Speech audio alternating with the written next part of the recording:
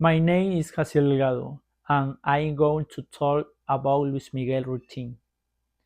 Luis Miguel is one of the most famous Mexican singers. First of all, he usually makes us early and has a healthy breakfast. After that, he spends some time exercising to stay in good shape.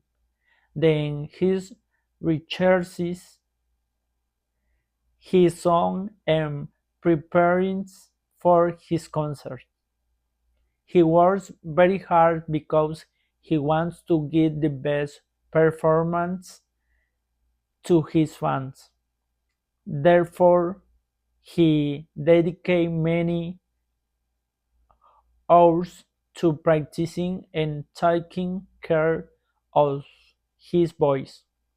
Something he attends interviews and business meetings, and he also spends time with his family and close friends. He has a very busy schedule, but he always tries to find moments to relax. So in the evening, he may go out for dinner or enjoy some quiet time at home.